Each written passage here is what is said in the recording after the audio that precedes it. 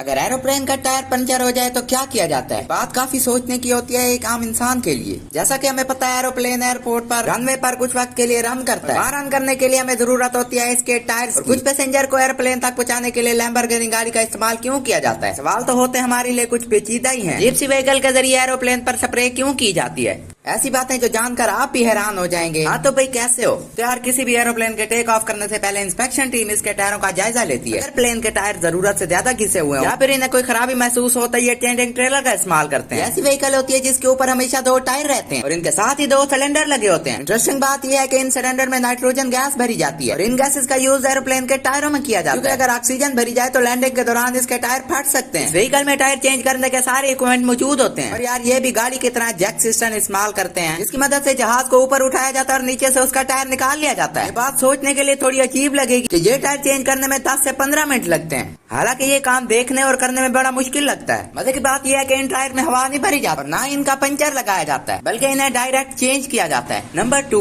Dicing truck. यार कुछ ऐसे ममालिक और इलाके जहाँ पर हर वक्त बर्फबारी होती रहती है, वहाँ पर बर्फ की वजह से प्लेन के विंग्स जम जाते हैं। जिस तरह बर्फानी इलाकों में हमारी गाड़ी खड़ी होती है और उसके पार जम जाते हैं और फिर उसको स्टार्ट करने में हमें काफी मुश्किल होती है, इस तरह बर्फानी इलाकों में प्लेन की विंग्स के बाहर बर्फ की तह बन जाती है। इस वजह से इसे टेक ऑफ करने में काफी मुश्किल हो सकती है। इस मकसद के लिए डाइसिंग ट्रक इस्तेमाल किए जाते हैं। इन ट्रक के आगे पाइप लगे होते हैं जो हीट देने के लिए काम आते हैं। प्लेन की विंग्स से बाहर बर्फ की तह जमी हो तो ये इसे पिघला देते हैं और इसके अलावा प्लेन की पूरी बॉडी को ये गर्म रखते हैं। ये सारा काम ट्रक में स्प्रे के जरिए किया जाता है। इंटरेस्टिंग बात यह है कि ये सारा काम प्लेन के टेक ऑफ करने से 5 मिनट पहले किया जाता है, ताकि विंग्स अपना काम सही से कर सके, टेक ऑफ करने में मुश्किल ना हो। 3, फॉलो मी कार्स। दुनिया के हर मुल्क में कई फ्लाइट्स आती और जाती रहती है। हर बार पायलट को भी एक मुल्क से दूसरे मुल्क और दूसरे मुल्क से तीसरे मुल्क जाना पड़ता है। कई ममालिक में आता जाता रहता है, इसलिए उसे वहाँ के रास्ते बिल्कुल एक्यूरेट याद नहीं होते। रास्ते याद रखना भी इतना ईजी नहीं होता। इस मुश्किल से बचने के लिए फॉलो मी कार्स का इस्तेमाल किया जाता है। कार जहाज के आगे आगे चलती है और उसे रास्ता दिखाती है। पायलट को रास्ता पता चल जाता है और उसे टेक ऑफ करने में आसानी होती है।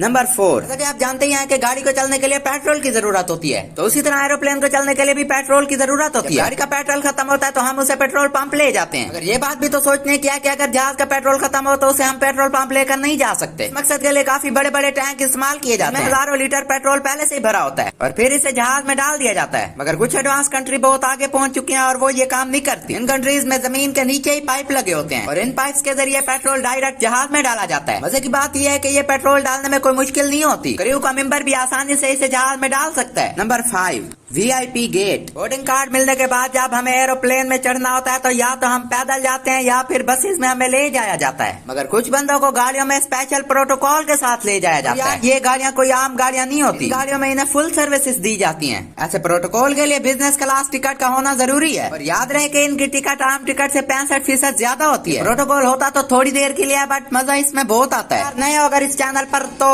पहले के पत्थर से लगा रखी तो आई गया तो ठोकते जाओ, घुसाते जाओ, मारते जाओ, सब्सक्राइब के बटन को और साथ ही साथ बेल आइकन प्रेस करते जाओ और लाइक शेयर सब्सक्राइब कमेंट सब करते जाओ। Bye bye.